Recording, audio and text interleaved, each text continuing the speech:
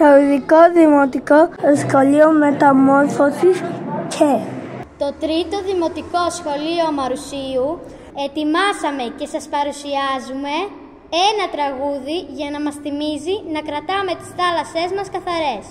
Καλή σας απόλαυση!